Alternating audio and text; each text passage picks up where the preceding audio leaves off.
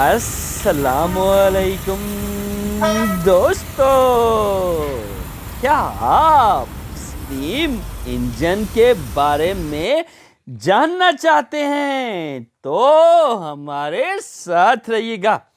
آپ سے ریکویسٹ ہے ویڈیو کو لائک کریں، چینل کو سبسکرائب کریں اور بیل آئیکن کو پریس کرنا نہ بھولیے گا تاکہ ہر نئی آنے والی ویڈیو کا نوٹیفیکیشن آپ کو مل سکے اور آپ مزے سے ویڈیو دیکھ سکیں۔ اللہ تعالی ہمارا حامی و ناصر ہو۔ جی ہاں، چھک چھک چھک کی آواز تو آپ نے سنی ہوگی، اس کو کہتے ہیں اسٹیم انجن کی آواز۔ یہ اب بھی چلتا ہے۔ اسٹیم انجن کا موجد کون؟ آئیے جی آئیے، آج ہم آپ کو بتاتے ہیں اسٹیم انجن کے بارے میں۔ آج کل کی تیز رفتار دوڑتی ہوئی گاڑیاں، ہوا میں اڑتے ہوئے ہوائی جہاز اور گولی کی رفتار سے چلتی ہوئی ریل گاڑیاں یہ ظاہر کرتی ہیں کہ آمد و رفت کے ذرائع کتنی ترقی کر گئے ہیں۔ ان کو چلانے کے لیے ایندھن تیز سے حاصل کیا جاتا ہے، لیکن ابتدا میں ایسا نہیں تھا۔ 20ویں صدی کے آغاز تک کوئلہ دنیا کا پسندیدہ ترین ایندھن تھا، جو ریل گاڑی سے لے کر بحری جہاز تک استعمال ہوتا رہا ہے۔ یہ کوئلہ بھاپ اسٹیم پیدا کرتا ہے، جس سے میکانی حرکت پیدا ہوتی ہے جو انجن کو چلاتی ہے۔ بھاپ پانی کے ابلنے کے عمل کے دوران میں پانی کا بخارات میں تبدیل ہو جانا بھاپ کہلاتا ہے، جس سے اسٹیم بھی کہا جاتا ہے۔ اسٹیم انجن بھاپ کی طاقت سے چلنے والے انجن کو اسٹیم انجن کہتے ہیں۔ اس انجن میں توانائی کی فراہمی کے لیے خرچ ہونے والا ایندھن انجن سے باہر جلایا جاتا ہے۔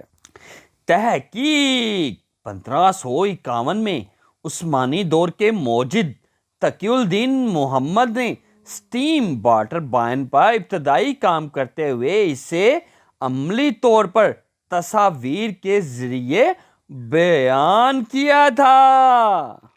اس کا مطلب یہ ہے کہ اسٹیم انجن کے موجد عثمانی دور کے موجد تاریخ، جی ہاں تاریخ بولتی ہے میکانی حرکت پیدا کرنے کے لیے ابلتا پانی قریباً 2000 سال قبل سے استعمال کیا جا رہا ہے، لیکن ابتدا میں مشینیں اتنی اچھی اور مفید نہیں تھی۔ کیا آپ جانتے ہیں ٹرین کی سیٹی اپنی آمد کی خبر دینے کے ساتھ ساتھ ٹرین کے عملے کو متوجہ کرتی ہے؟ یہ سیٹی اسٹیم انجن سے پیدا ہونے والی بھاپ کی مدد سے بجائی جاتی ہے۔ اسٹیم انجن میں کوئلہ جلتا ہے، جس سے بوائلر میں موجود پانی ابلتا ہے۔ ابلتے ہوئے پانی سے بھاپ پیدا ہوتی ہے۔ اس بھاپ کو ایک مخصوص راستے سے گزارا جاتا ہے جو پسٹن پر دباؤ ڈالتی ہے، جس سے پسٹن مخالف سمت میں حرکت کرتا ہے، جس کے باعث پسٹن سے منسلک سلاخ حرکت کرتی ہے، جس سے پہیہ گھومتا ہے۔ یوں یہ عمل بار بار دہرایا جاتا ہے، جس سے پہیہ گھومتا رہتا ہے۔ آگ کا چولہا، یہ ڈبہ نما چولہا دھات کا بنا ہوتا ہے۔ اس میں ایندھن جلایا جاتا ہے جو بوائلر کے نیچے یا ساتھ بنایا جاتا ہے۔ ایندھن جلانے کی جگہ بوائلر کے نیچے ہوتی ہے۔ بوائلر یہ بھی مضبوط دھات سے بنا ہوتا ہے جس میں پانی موجود ہوتا ہے۔ پانی ابلنے سے اس میں بھاپ پیدا ہوتی ہے۔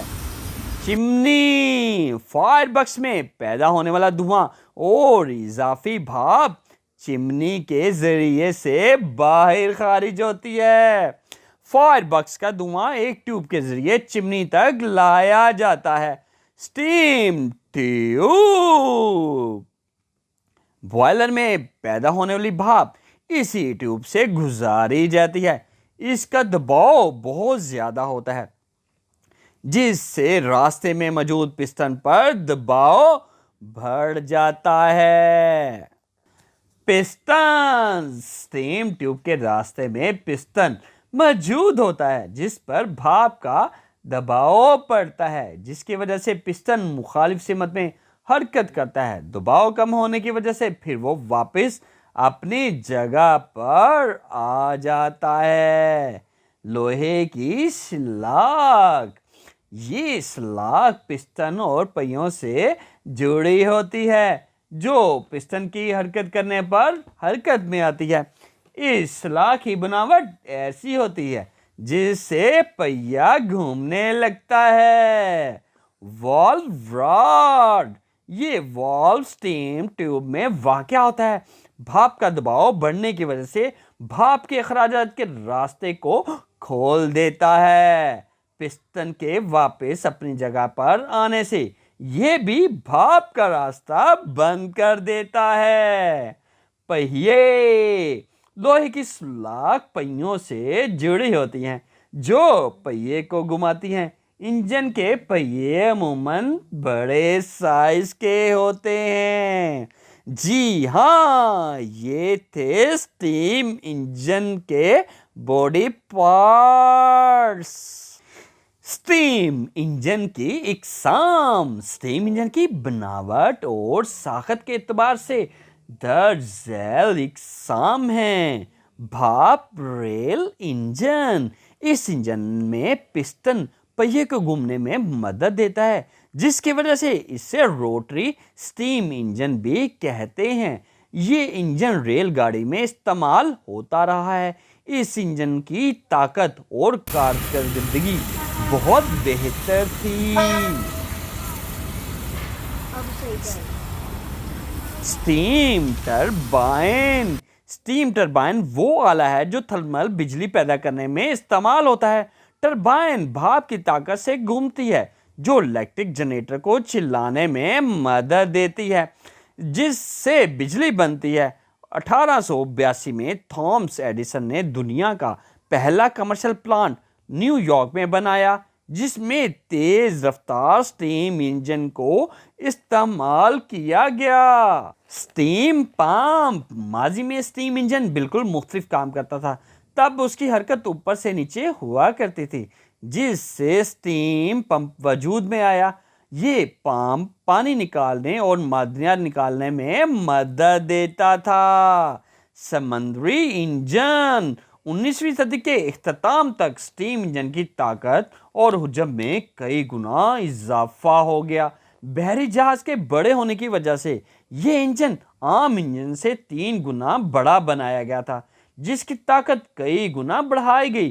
یہ انجن 20ویں صدی کے آغاز تک بحری جہازوں میں استعمال کیا جاتا رہا ہے۔ سٹیم ٹریکٹر یہ ٹریکٹر بھی سٹیم انجن کی مدد سے بنایا گیا۔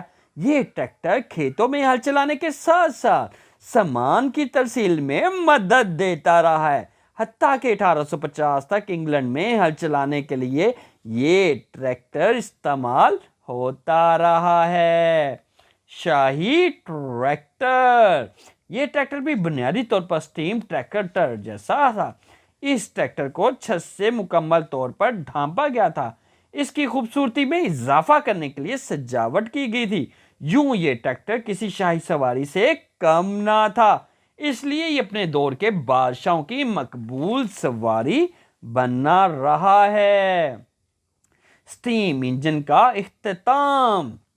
اسٹیم انجن کے خاتمے کی بنیادی وجوہات: اس کا کئی گنا بڑا حجم، زیادہ مزدور، ہوائی آلودگی اور سب سے بڑھ کر تیل کی دریافت نے اسٹیم انجن کا استعمال کو کم کر دیا۔